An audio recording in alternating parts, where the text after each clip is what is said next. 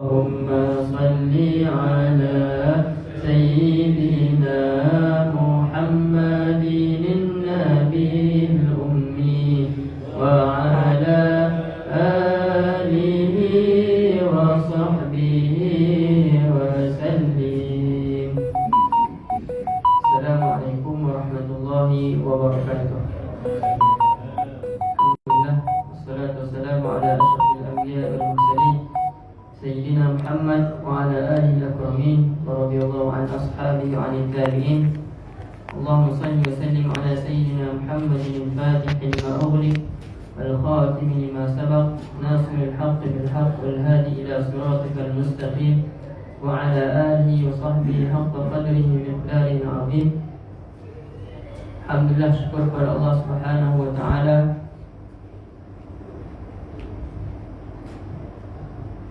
Syukur kepada Allah Subhanahu wa taala dengan limpah kurnia-Nya dapat lagi kita bersama di dalam surau yang indah mulia untuk kita bersolat berjemaah, untuk kita menaikkan syiar-syiar Islam, untuk kita bersama mendengarkan majlis-majlis memperingati Allah Subhanahu wa taala, memperingati Rasulullah sallallahu alaihi wasallam, untuk kita menambah lagi kefahaman dan ilmu kita dalam agama.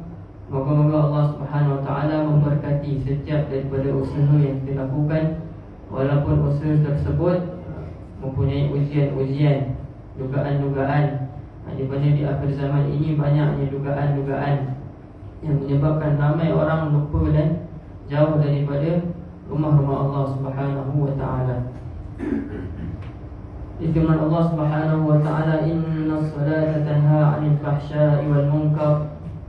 Sesungguhnya solat itu mencegah daripada keburukan, fahsya dan kemungkaran. Dan sabda Nabi sallallahu alaihi wasallam, ju'ilat qurratu 'aini fi shalah. Dijadikan penyejuk mata bagiku adalah solat. Jadi penyejuk mata bagi baginda Nabi SAW adalah salat. Kemudian Nabi SAW juga bersabda dalam satu hadis yang panjang, menceritakan tentang kelebihan orang yang menjaga wuduknya, menjaga salatnya. Seperti mana sabda Nabi SAW,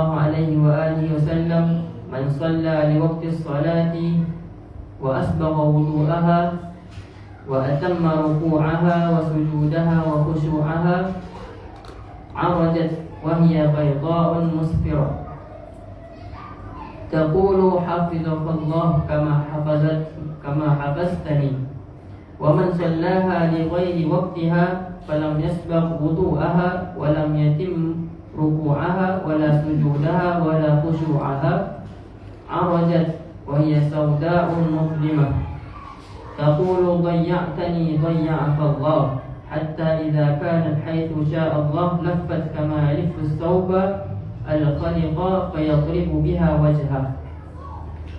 Dalam satu hadis yang menceritakan, maksudnya barang siapa yang solat di dalam waktu solat, maksudnya di dalam waktu, bukan di luar waktu, bukan setelah habis waktu solat tersebut. Siapa yang solat di dalam waktu solat dan menyempurnakan wuduknya, menyempurnakan rukuknya, sujudnya serta khusyuknya, awajat, iaitu solat itu akan diangkat ke langit. Maksudnya akan dibawa bertemu Allah Subhanahu wa taala dalam keadaan bayda, bercahaya putih, bersinar. Maka solat itu akan berkata, moga-moga Allah Subhanahu wa taala menjaga, memelihara engkau seperti mana engkau memelihara aku. Kemudian juga, siapa pula yang bersolat di luar waktu solat, tidak menjaga waktu solat, kemudian tidak menyempurnakan wuduknya, tidak menyempurnakan rukuknya, sujudnya dan juga khusyuknya, maka akan naiklah solat tersebut dalam keadaan yang gelap, dalam keadaan tidak ada sinarnya. Taqulu, solat itu akan berkata, Allah akan meninggalkan engkau, Allah akan mengendahkan engkau seperti mana engkau meninggalkan aku. Hatta sehinggalah naiklah solat itu seperti mana keadaannya Allah hendak. Kemudian dilipatkan digambarkan dilipat amalan solat tersebut seperti dilipatnya kain yang buruk, baju yang sudah orang cakap orang sudah lama lah dan rosak, kemudian dicampakkan, dipukulkan ke wajah orang tersebut. Itu nak menunjukkan betapa solat ini mempunyai jenis-jenisnya, mempunyai keadaan-keadaannya daripada orang yang mendirikan solat tersebut. Sekiranya orang yang mendirikan solat tersebut dengan keadaan yang sempurna daripada wuduknya, daripada segala rukun dan sunat-sunatnya di dalam solat tersebut, maka solat tersebut insya-Allah akan bertemu, dibawa bertemu Allah Subhanahu wa taala dalam keadaan yang sangat sempurna, dalam keadaan yang bercahaya, sehingga solat itu akan mendoakan kepada orang yang bersolat, orang yang menjaga solat tersebut, moga-moga Allah memelihara engkau seperti mana engkau memelihara aku. Akan tetapi kita mohon kepada Allah Subhanahu wa taala supaya kita ini tidak tergolong dalam golongan orang yang tidak menjaga solatnya. Solatnya di akhir waktu, solatnya berlengah-lengah, solatnya tidak menjaga daripada wuduknya, daripada rukuknya, sujudnya dan khusyuknya. Kenapa? Kenapa agak-agak? Kerana solat tersebut akan berdoa, mendoakan orang yang bersolat, moga-moga Allah akan meninggalkan engkau, moga-moga Allah akan tidak mengendahkan kita ini.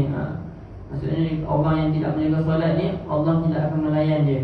Seperti mana kita, seperti mana orang yang meninggalkan solat tersebut, seperti mana orang yang tidak menjaga solat tersebut. Maka dengan hadis yang kita dengarkan ini, moga-moga ia menjadikan semangat, menambahkan kekuatan dalam diri kita ini untuk menjaga ibadah solat kita. Di mana kita tahu antara perkara yang akan ditanya pertama sekali di akhirat nanti adalah solat. Maka solat kita apabila telah lepasnya dengan hukuman-hukuman, dengan tilikan-tilikan daripada Allah Subhanahu wa taala, dipilih solat kita ini sempurna, maka insya-Allah segala amal perbuatan kita yang lain akan diterima oleh Allah Subhanahu wa taala. Mudah hisab kita ini di sisi Allah Subhanahu wa taala. Akan tapi janganlah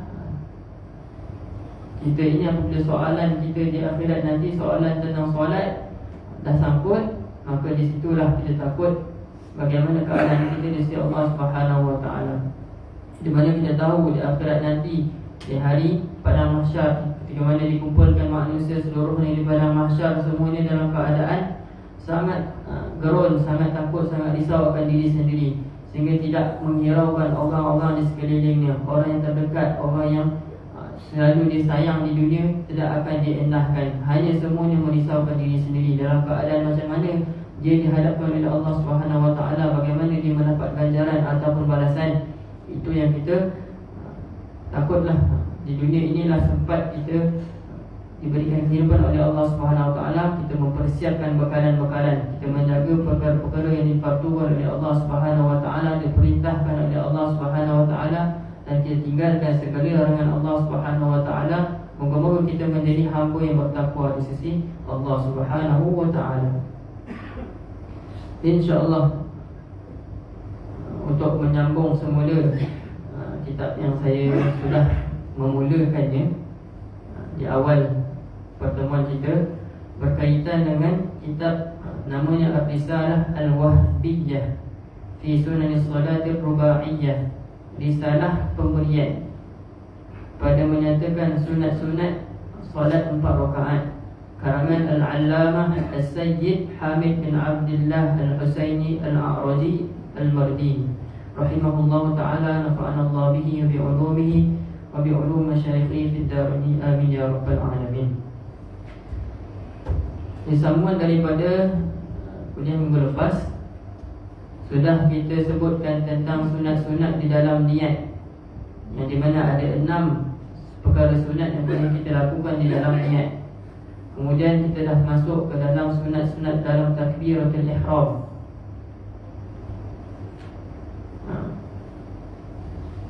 Dalam takbiratul ihram disebut dalam kitab ini ada 17 perkara sunat, akan tapi kita hanya menyebut 12 perkara sunat untuk memudahkan lagi kita memahami perkara-perkara sunat yang boleh kita lakukan, boleh kita amalkan dalam solat kita. Kita ulang sedikit. Dalam perkara sunat kita berniat ada 6. Pertama sekali, lalu lah, supaya segar balik ingatan. Kalau selalunya apabila kita belajar ni, dia perlu kepada muzakarah, perlu kepada pengulangan. Kerana hidupnya ilmu itu dengan muzakarah, hidupnya ilmu itu dengan mengulang. Kalau sekali kita belajar tak mengulang, lupa, ataupun hilanglah daripada ingatan kita. Sama lah macam kita menghafal Al-Quran. Kalau tak ada pengulangan daripada ayat pada surah tersebut, nescaya akan hilangnya ingatan hafalan tersebut. Kerana ilmu ini dikatakan oleh ulama seperti unta yang liar. Bila kau tidak mengikatnya, maka dia akan lari lah. Maka ilmu itu kita, kalau boleh, kita mengikatnya dengan tulisan, dengan kita menulis di mana sahaja, supaya ilmu tersebut tidak lari, tidak hilang daripada ingatan. Jadi pertama sekali sunatnya adalah kita menyebut, kita melafazkan niat. Lafaz niat adalah sunat. Kita melafazkan niat sebelum kita menyebut takbiratul ihram. Yang keduanya, kita menyandarkan kepada Allah Subhanahu wa taala. Perbuatan solat kita itu kita menyandarkan kepada Allah Taala, iaitu dengan perkataan lillahi taala. Ketiga, kita berniat untuk solat yang kita lakukan itu sama ada adaan ataupun qadaan. Itu adalah juga perkara sunat yang boleh kita niatkan di dalam, kita masukkan dalam niat kita. Yang keempat, kita berniat untuk menghadap kiblat. Ini jarang, sesuatu yang jarang kita lakukan, tapi disebut oleh pengarang, berniat untuk menghadap kiblat itu adalah antara perkara sunat di dalam niat. Seterusnya, yang kelima, menyebut bilangan rakaat. Sama ada 2 rakaat subuh, 3 rakaat maghrib, 4 rakaat zuhur, asar dan isyak. Jadi kita sebutkan bilangan rakaat tersebut, maka dapatlah kita pahala sunat. Dan terakhir sekali, yang keenam, kita menghadirkan niat daripada awal solat kita hinggalah kita memberi salam. Menghadirkan niat yang mana? Niat yang kita di awal solat tadi lah, niat kita untuk mendirikan solat. Jadi jangan kita berubah keadaan niat kita, hati kita ini daripada Allah Subhanahu wa taala. Yang di awalnya kita berniat lillahi taala, tiba-tiba dalam solat ingat perkara-perkara dunia, ingat perkara-perkara yang tak habis kita buat di luar solat. Itulah yang kita tak nak. Jadi perkara sunat ini sekiranya kita jaga seperti mana yang sunat yang ke-6 ini, insya-Allah kita akan mendapat khusyuk di dalam solat. Kata pengarang, sekiranya kita menghadirkan hati kita sehingga habis solat dengan niat yang kita lakukan, yang dengan kita hadirkan di dalam hati, maka kita akan mendapatkan solat yang khusyuk, insya-Allah taala. Kemudian kita masuk ke dalam perkara-perkara sunat dalam takbiratul ihram. Yang kita tahu banyak, ada 17, tapi kita sebut sebilangan kecil lah, hanya 12 kita sebut. Pertamanya, kita mengangkat takbir tersebut dengan niat mengangkat takbir, bukan dengan niat yang lain. Kita bertujuan mengangkat, menyebut Allahu Akbar, mengangkat tangan dengan niat kita nak bersolat. Janganlah kita berniat yang lain pula, angkat tangan tapi tak tahu pun nak solat, angkat tangannya. Jadi konsep tujuan kita mengangkat takbir itu tanpa tujuan yang lain, maka itu adalah perkara yang sunnah. Kemudian kita mengangkat kedua tangan ketika menyebut Allahu Akbar. Itu yang kedua. Ketiga, kita menyebut Allah, hamzah daripada kalimah Allah itu, dengan kita mengangkat tangan itu berseiringan. Mula kita mengangkat tangan dengan kita menyebut Allah, Allah itu permulaannya. Dan kita mengakhiri Akbar itu dengan bersamaan tangan itu diletakkan di bawah dada dan di atas pusat, di antara dada dan pusat lah. Seterusnya, tangan pula. Bagaimana kita mengangkat tangan? Ada orang mengangkat tangan, tapak tangan tak menghadap ke arah kiblat. Ada orang mengangkat tangan bawah dada. Ada orang mengangkat tangan terlampau tinggi. Jadi keadaan yang disebutkan oleh pengarang ini, mengangkat tangan itu hendaklah telapak tangan itu ataupun ibu jari itu di bawah cuping telinga. Di bawah cuping telinga, dan jari-jari yang lain di ataslah, menghadap ke atas. Seterusnya, kedua tapak tangan itu perlulah terbuka, jangan ditutup. Kan, kalau orang pakai sarung tangan dan sebagainya, maka kalau pakai sarung tangan boleh, tidak ada masalah. Tapi perkara sunat di dalam mengangkat takbir tersebut dia tidak dapat. Cerita pasal menutup tangan ni, cerita ni bila mana apa? Bila kita berada di tempat yang sangat sejuk. Kalau kat Mesir sampai 8 darjah Celsius, itulah paling kurang lah biasanya. Kalau kat negeri lain yang ada salji, makin kurang lah, sampai negatif. Kalau saya di Mesir dulu, kira 8 darjah tu kira paling sejuk lah, paling tak tahan lah. Nak pakai sarung tangan pun sejuk kan, tersimpan dalam sarung tangan. Itu yang kadang-kadang tak pakai sarung tangan, tak pakai stokin. Kalau pakai stokin masa sejuk juga. Itu yang pelik tu. Itulah dugaan-dugaan lah. Biasanya bila musim sejuk, bila musim panas, time tu lah musim untuk orang pergi ujian, pergi PXO.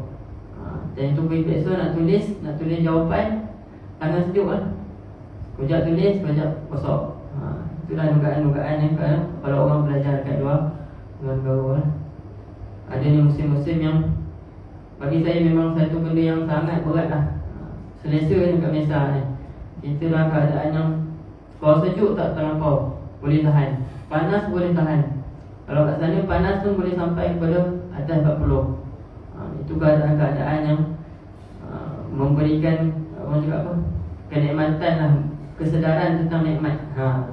Bila orang pergi ke satu tempat yang dia rasa tak mampu dia menahan, barulah dia rasa negara dia, tempat dia adalah tempat yang sangat selesa, dengan orang yang sopan santun. Pergi negara Arab, biasalah orang Arab ni dengan kasar dia, dengan lah perangai-perangai yang kita tak ada lah. Jadi itu adalah benda yang kita kena sentiasa bersyukur. Kita berada di tempat yang sangat selesa. Itu cerita pasal tutup tangan. Seterusnya, perkara sunat dalam takbiratul ihram adalah kita menghadapkan setiap dari perut jari ni. Perut panggil jari ni, kalau di bahagian ni perut jari, dalam bahasa Arab disebut perut jari. Kalau ni tapak ni, perut tapak tangan, dipanggil, diistilahkan dengan perut. Maksudnya mengarahkan segala perut jari ini ke arah kiblat. Janganlah kita ke bawah ke arah muka ke. Jadi perkara sunat inilah yang perlu kita jaga. Seterusnya kita menghadapkan, yang kita dah sebut tadi lah, menghadap ke arah kiblat. Seterusnya kita menjarakkan jari jemari kita. Bukan rapat, bukan terlampau jarak. Jarak itu adalah sederhana dalam kita mengangkat tangan ketika takbir. Kemudian kita melihat kepada tempat sujud kita ketika mengangkat takbir. Kerana apa? Kita mengangkat takbir ini dalam keadaan kita dah nak memulakan solat, dan kerana daripada awal solat kita disunatkan untuk kita melihat kepada tempat sujud. Kerana melihat tempat sujud itu akan menyebabkan, salah satu perkara yang menyebabkan kita mendapat khusyuk adalah kita melihat kepada tempat sujud. Kalau kita melihat ke depan, kemungkinan ada orang melalui jalan, ada orang, kalau orang tak solat di luar masjid contohnya, macam-macam nampak, kereta lalu lah, motor lalu lah, sebagainya. Jadi menghadap ke arah, memandang kepada sujud, tempat sujud itu adalah antara perkara menyebabkan kita mendapat khusyuk. Walaupun dalam keadaan yang sangat gelap. Kita solat dalam keadaan gelap, orang bangun solat tahajud contohnya kan, ataupun dalam keadaan yang tak ada elektrik. Walaupun dalam keadaan gelap sekalipun, kita perlu memandang ke tempat sujud walaupun tak nampak.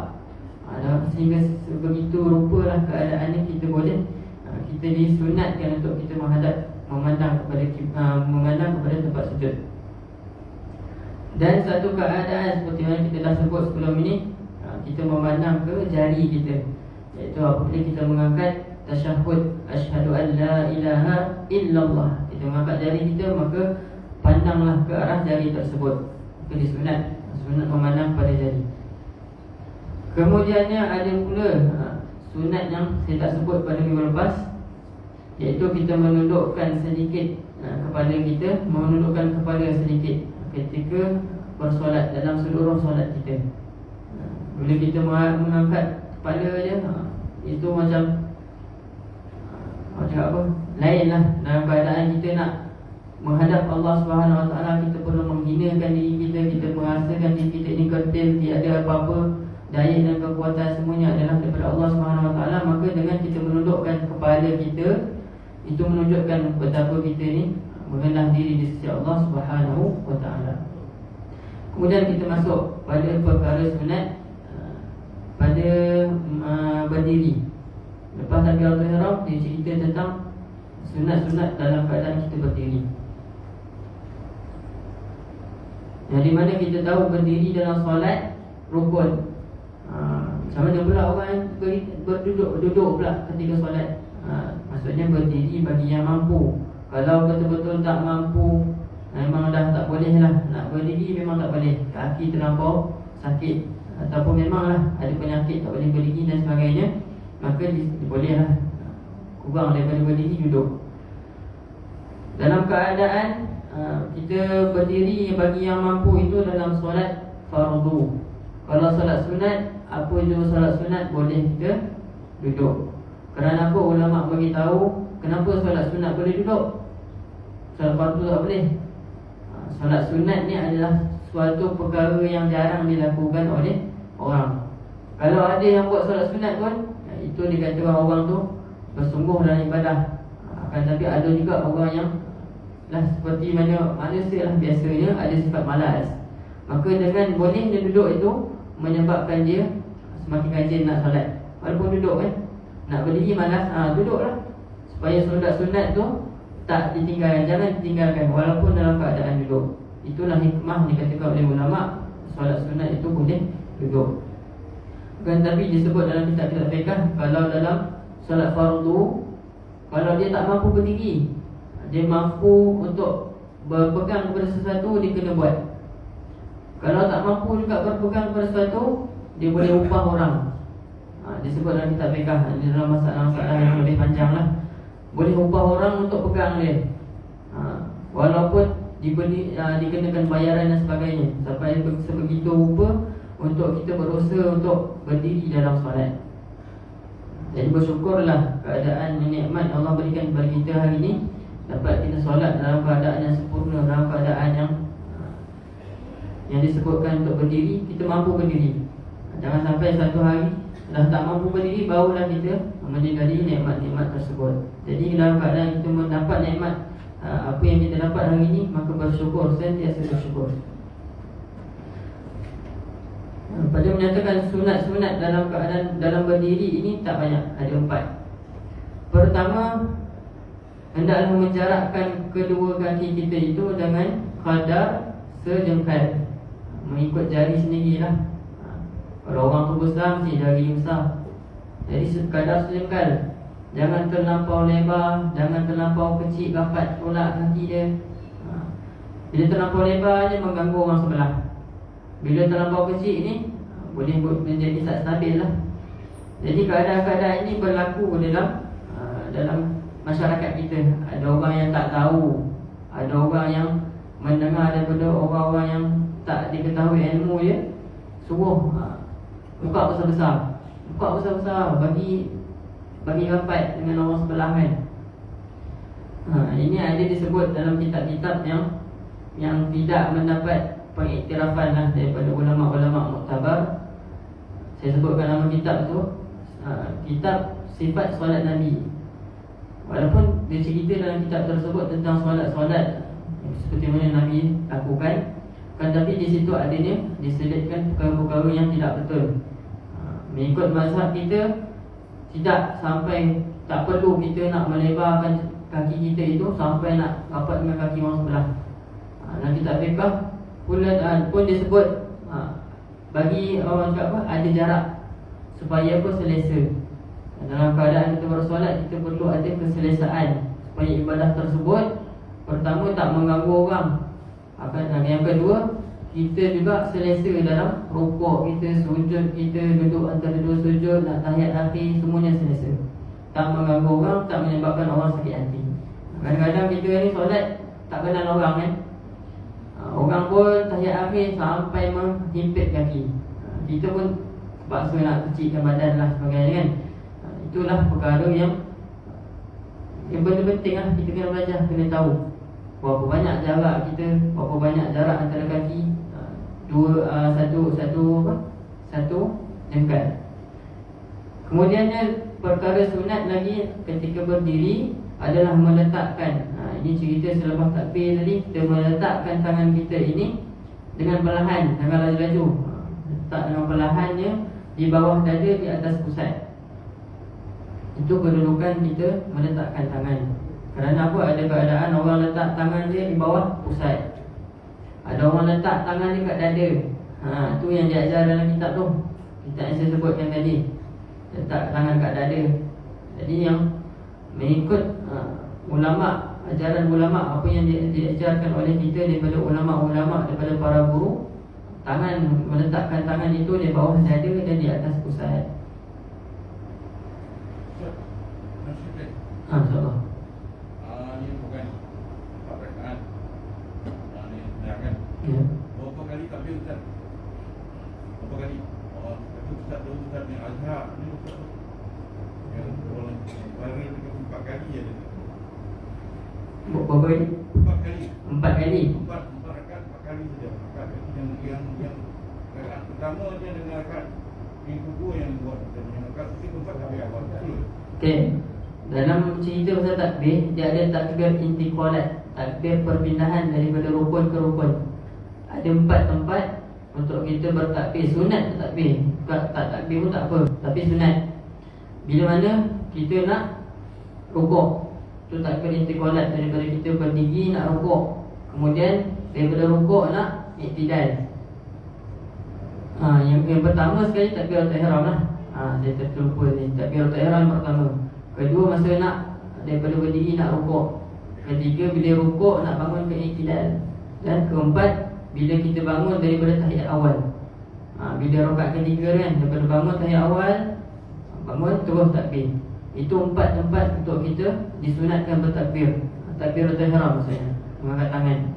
Bukan rakaat kedua Ustaz. Masa rakaat kedua tu yang takbir ni Tak.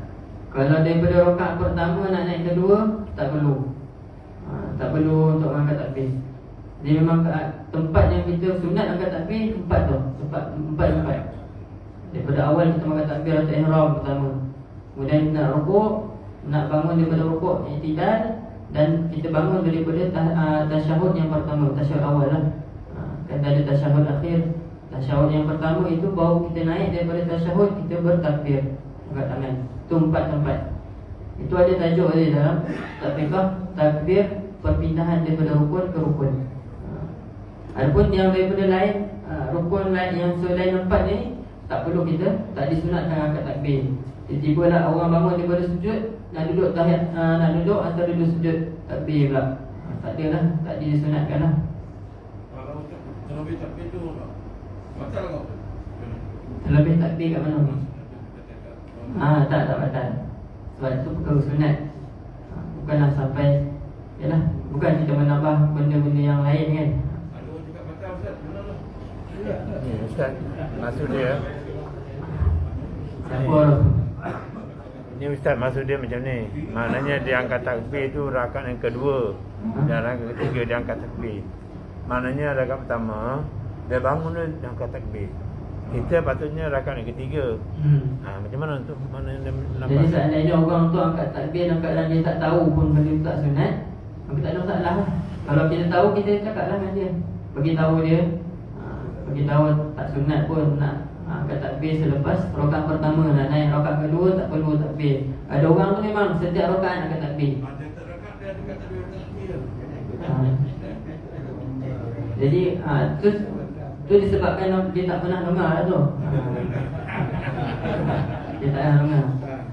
Jadi Boleh lah kita bagi tahu kalau lepas ni kalau nampak orang macam tu, bagi tahulah yang sunatnya dia 4 tempat. Adapun selain tu tak perlulah, kan?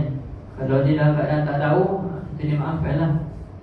Bukanlah dalam keadaan dia nak saja menambah benda tu, kan? Jadi masa ni kalau buat itu dah nambah Ustaz kan? Macam mana? Dah menambah sempat ya, sempat kali dia kan. Kalau dia menambah lah tak kira kan. Kalau kita tahu tu kita perlu menambah lah. Kalau kita tahu Sempat je juga. ya. 4 tu bukan ada, maksudnya jumlah. Yalah jumlah lah. Empat lah. Kalau kita tak ikut Nabi dalam bayang, pasal.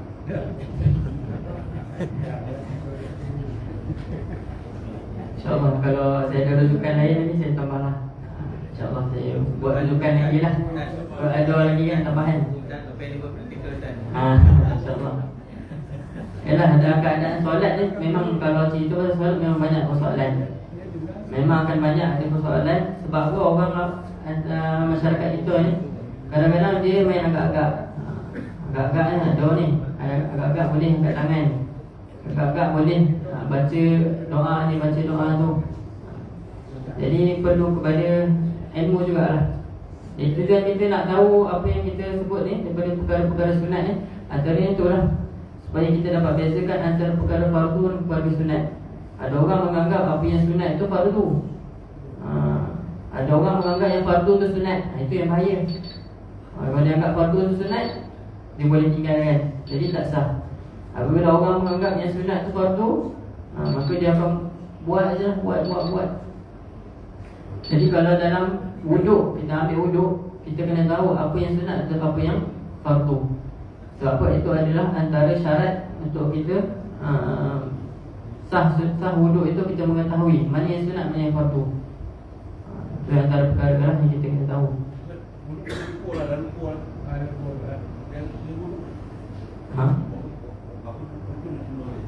Rukun wuduk mula dengan niat. Nak sebut lah. Okay. Rukun wuduk ada 6 kan? Ada berapa? 6. 4 kering 2 besar. Apa? 4 kering 2 besar. Kenapa begini? Kering tu niat.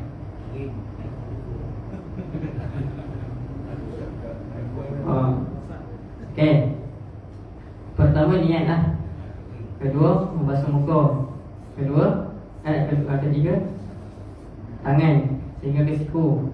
Keempat, mana keempat? Lepas tangan. Kepala. Dan kelima kaki. Keenam tertib. Dua tu lah. Dia kata tu dia tak payah gitu.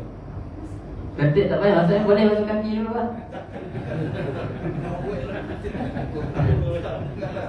Tak boleh lah. Sebab rukun dalam wuduk ni mesti tertib. Tak boleh kaki dulu, baru muka, baru tangan. Sebab tak indah ni Islam ni, dia ajar daripada wuduk tu, daripada membasuh tangan, sunat ni kan.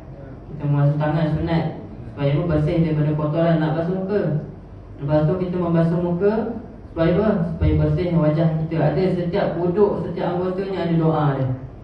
Selamatkan wajah aku daripada api neraka dan sebagainya. Selamatkan wajah aku daripada melihat pada benda yang tidak baik. Tangan pun ada doa-doa dia. Jadi tertib tu rukun lah. Tak boleh lah bila kita rukun kita tak buat. Bila tak buat rukun, tak sah solat, tak sah wuduk, tak sah segala amal ibadah. Rukun itu benda yang nak tak nak kena buat. Rukun ni cerita dalam ibadah tu sendiri. Bila sebut syarat, apa syarat sah wuduk, apa syarat sah solat. Syarat ni sebelum ibadah tersebut. Ke syarat sah solat ada sebelum tu, ambil wuduk. Tak ada wuduk tak sah solat. Maka wuduk pun ada pula syarat dia, ada pula rukun dia. Tak sah wuduk tadi, tak sah juga solat. Sama macam keadaan orang yang bertawaf kan. Dalam keadaan orang bertawaf, dia mesti bersih daripada najis, dia mesti ada wuduk. Jadi kalau tak sah tawaf tersebut, tak sah sa'i, tak sah dia bergunting, bertahallul, itu bahaya.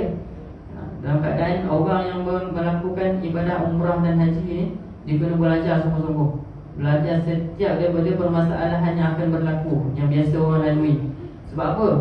Benda ni sangat penting sebab orang yang melakukan umrah dalam keadaan dia tak tahu secara terperinci, dia anggap tawaf dia dah sah, tapi dia ragu-ragu ni, dalam keadaan ragu-ragu ataupun bila dia belek balik lah, bila dia fikir balik tawaf dia tadi rupanya tak cukup bilangan contohnya, ataupun tawaf dia tadi rupanya dia tak ambil wuduk, ataupun dalam keadaan dia menanggung najis, kemudian dia melakukan sa'i. Bila tawaf tak sah, dia buat sa'i pun tak sah. Kemudian tahallul, dia ingat tahallul dah okey lah, settle lah, settle umrah. Akan tapi disebabkan tak settle umrah tu, dalam keadaan orang tersebut masih lagi dalam keadaan ihram, balik pula Malaysia. Susah tu. Orang dalam keadaan ihram tak boleh tercabut rambut, kan? Tak boleh potong kuku, tak boleh bersama, macam-macam lah. Bila dah berlaku macam keadaan macam ni lah, dalam keadaan ihram, dia pun tak sedar dalam keadaan ihram, dia pun dah melakukan pantang larang ihram, maka perlu pededam, banyak dam dia. Jadi penyelesaian daripada keadaan ni, nanti dia pun masuk ke umrah lah kan. Dalam keadaan ni orang ni tak tahu, tiba-tiba dia dah, mungkinlah dalam keadaan ada orang yang bagi tahu dia, ataupun dia bertanya, dia tahu, oh rupanya aku tak keluar daripada ihram lagi, dah balik Malaysia lah. Disebutkan dia kena buat dam ihsar, sembelih seekor kambing.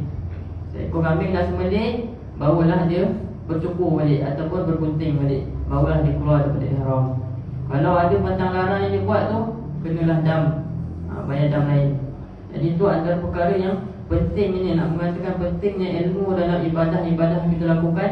Jangan sampai kita tak cukup ilmu. Tak cukup ilmu, bila kita pandai-pandai, kita main buat je, main agak-agak je, itulah akan menyebabkan amalan kita, ibadah kita itu tak sah. Cerita pasal tak sahnya, orang solat berpuluh tahun, barulah dia tahu, dia datang surau contohnya kan, dengar, oh rupanya rukun wuduk ada 6, rupanya basuh muka dulu, selama ni basuh tangan dulu contohnya.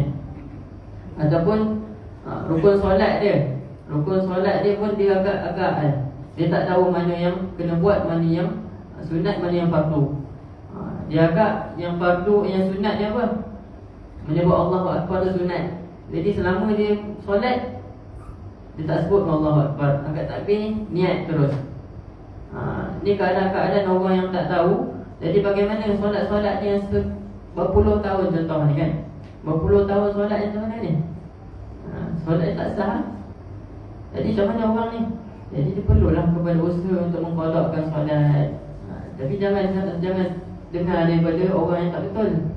Macam mana hukum solat ni, orang ni tak sah solat selama berpuluh tahun. Ada pula orang cakap tak perlu qada pun, tak perlu, moga-moga Allah ampunkan. Jangan dengar pula daripada orang macam ni. Orang macam ni tak betul. Jadi solat yang tidak sah, dalam apa juga keadaan, perlu kepada qada solat, perlu qada. Jadi macam mana berpuluh tahun nak qada? Setiap kali lepas solat fardu, kita buatlah solat yang qada pula. Setiap kali lepas solat fardu, buat solat qada. Dalam keadaan ada usaha keazaman dalam tempoh hidup kita, bila Allah menarik nyawa kita, contoh tak habis lagi puluh tahun ni, berpuluh tahun dalam keadaan baru banyak solat tu, beratus solat, beribu kali solat lah, tak buat. Maksudnya dalam keadaan ada keazaman dan usaha, maka di situ Allah SWT mengetahui niat kita, moga-moga Allah mengampunkan, dengan syarat kita berusaha. Jangan tanpa usaha kita nak qada, malas lah, dah beribu tahun dah kan, tak solat dalam keadaan yang sah. Solat pun tidak mendapati rukun dan syarat, maka tidak sah solat tersebut. Dia pun meninggalkan daripada qada, maka tak boleh lah. Dia sama-sama lah kita mengambil iktibar daripada apa yang kita dengarkan, daripada masalah ketidak sempurnaan solat ataupun tidak sempurnanya wudu. Maka daripada hari inilah kita mudahkan keadaan ibadah-ibadah kita itu dengan meneliti setiap apa yang rukun, setiap apa yang sunat, supaya semuanya sempurna kita lakukan, supaya amal ibadah tersebut diterima oleh Allah SWT dan tidak menyebabkan ibadah tersebut tidak sah dari segi rukun dan syaratnya. Itulah yang kita berharap. Tujuan kita menuntut ilmu adalah untuk menambah ilmu dan amal, menambah amal kita. Disabdakan oleh Nabi SAW, man izdada ilman lam yazdad hudan, falam yazdad min Allah illa bu'la. Siapa yang bertambah ilmu, belajar banyak, belajar sungguh-sungguh, kitab berapa banyak habis, tapi tak bertambah petunjuk, tidak bertambah amalnya, maka orang tersebut bertambah apa? Bertambah jauh daripada Allah Subhanahu Wa Taala. Dia tak bertambah, dia ilmu bertambah, amal tak bertambah, maka hasilnya orang ini sebenarnya bertambah jauh daripada Allah Subhanahu Wa Taala. Jadi tujuan ilmu tersebut tak sampai kepada matlamat. Jadi matlamat orang menuntut ilmu adalah untuk menghampirkan diri kepada Allah Subhanahu Wa Taala, sehingga merasakan kemanisan dalam ibadah tersebut, sehingga merasakan ringannya dalam segala amal ibadahnya, tak berasa berat. Kerana disebut dalam Quran, orang yang bersolat dalam keadaan yang tidak khusyuk itu berat. Akan tetapi orang yang khusyuk dalam solat itu berasa ringan je. Dalam solat dia rasa manis. Maka tidak mustahillah bila kita mendengar amalan-amalan para ulama, para salafus soleh, para awliya Allah beratus-ratus rakaat dalam sehari. Bukan ratus-ratus ni campur solat fardu, tapi ratus-ratus ni maksudnya solat sunat sahaja. Jadi maksudnya tidak mustahil. Kerana apa? Kerana daripada diri mereka itu ringan sahaja untuk melakukan solat. Adapun kita yang lemah keimanannya, kurangnya ilmu, kita ini kadang-kadang rasa sifat malas. Nak buat solat sunat witir 1 rakaat pun rasa berat. Kerana solat sunat witir ni antara sunat yang muakkad. Kita boleh, kita sangat dituntut untuk melakukan sunat witir. Dan sunat witir ni kalau dalam mazhab Hanafi wajib. Wajib. Kalau tak buat tu berdosa. Kalau dalam mazhab lain lah, dalam mazhab kita sunat, sunat yang sangat dituntut, maka lakukanlah. Lakukan solat sunat witir sebelum lepas, sama ada lepas kita solat sunat isyak kita terus buat, ataupun dalam keadaan kita tahu kita boleh bangun sebelum subuh, kita buatlah. Jadi keadaan apa juga keadaan sekalipun, kita perlu kepada ilmu. InsyaAllah moga Allah Subhanahu Wa Taala memberikan kita manfaat apa yang kita dengarkan pada malam ini. Segala kesalah silap daripada saya mohon kemaafan. Dan insyaAllah moga-moga kita dapat bertemu semula di hari yang akan datang untuk menambah lagi kefahaman kita tentang solat, kefahaman kita tentang ibadah, InsyaAllah ta'ala. Subhanallahumma bihamdika asyhadu an la ilaha illa anta astaghfiruka wa atubu ilaik. Aminna su'al wa qalamna anfusana faghfir lana warhamna wa tub alaina. Allahumma zidna ilman nafi'an warzuqna fahman wasi'an wa amalan taqabbala. Allahumma ya muqallibal qulub thabbit qulubana ala dinika wa ala ta'atik. Allahumma ya arhamar rahimin irhamna waghfir lana warhamna wa tub alaina. La ilaha illa anta subhanaka inna kunna minadh dhalimin. Sallallahu ala sayyidina Muhammadin nabiyil karim wa ala alihi wa baraka wa sallam. Alhamdulillahi rabbil alamin. Wa'alaikumsalam minkum. Assalamualaikum warahmatullahi wabarakatuh.